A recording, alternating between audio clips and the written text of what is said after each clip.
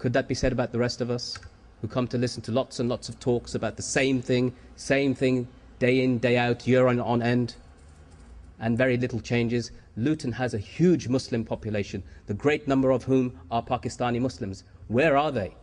This hall shouldn't be filled the way it is now. There should be no space at all. People should be lying on the floor because there's no space to sit on the chairs.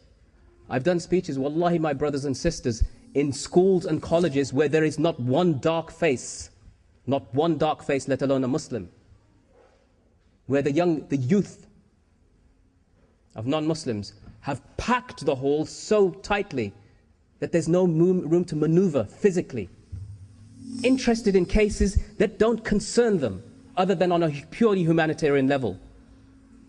Then why is it that on the case of a Muslim woman who has been so brutally dealt with, Aafia Siddiqui, who is from the Pakistani community, who is known to have been brutalized, that the response is so limp and incompetent?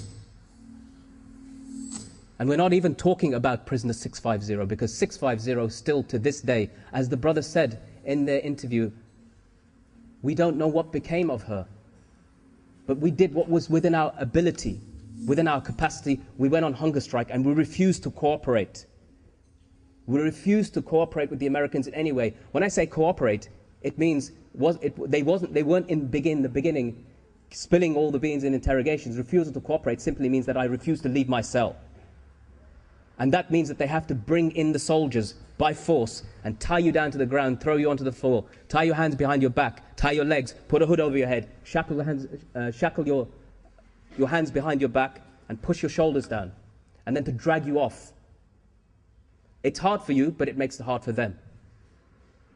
That's what the brothers did. They said, we refuse to cooperate. We refuse to eat food. We refuse to drink water until we said, something comes of this sister.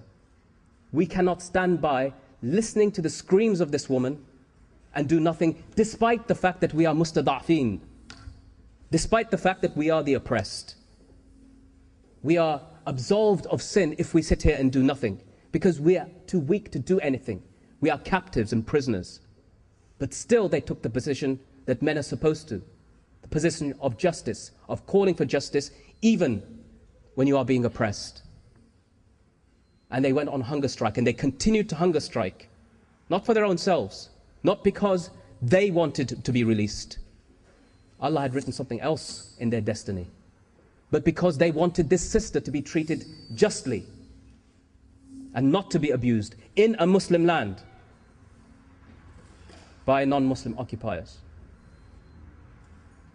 And so the result of that hunger strike was that she was moved, relocated to an unknown place. It was a victory and a defeat at the same time. The victory was that their action of hunger striking and refusal to cooperate meant the Americans had to do something. They couldn't maintain the status quo. But it also meant that now this sister became truly disappeared, and nobody knew for sure what had happened to her. As time went on, I met with people from different organizations, one of which, I'm not at liberty to say which one, but I can simply say they confirmed to me that they met with prisoner 650. And prisoner 650, they confirmed to me, was a woman. And this is an official organization recognized by every major country in the world. And they said that this woman, without saying too much, had been held in custody for several years, and that they did confirm the things that were said by the escapees. So the escapees weren't making up a whole load of propaganda as the Americans had put out. They weren't lying. They were telling the truth. And simply because they were regarded as the enemy by the Americans, their statements were rubbished. But it was the American statements that were rubbish. Since then, Sister Yvonne took up the case, and she's at the back here, inshallah, and she'll speak more about what happened in her deliberations and communications with the United States government and going to the Pakistani press and so forth. But one of the things that came out of all of this was that within weeks of the capture, the seizure of Aafia Siddiqui, evidently an unrelated case to 650, the Americans conceded after years of denial. Years of denial. Not only did they have a female prisoner, or had female prisoners, but that 650 really did exist and was not a figment of our imagination. And they gave her name.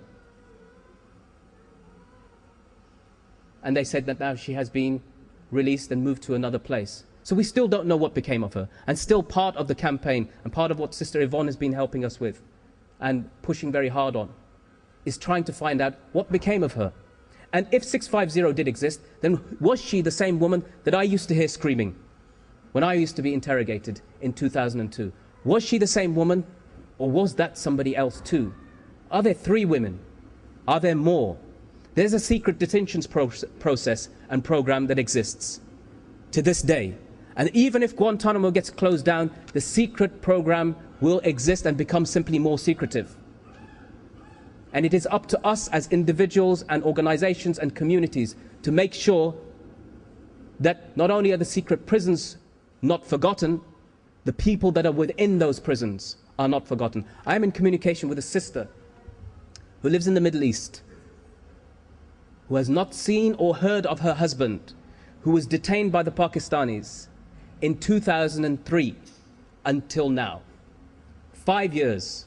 Her situation is worse than that of the sisters whose husbands are in Guantanamo. Why? Because at least those brothers and sisters have some basic communication of letters through the Red Cross that get through perhaps every 6 months. This sister has had no communication at all with her husband. She doesn't know whether he's alive or dead.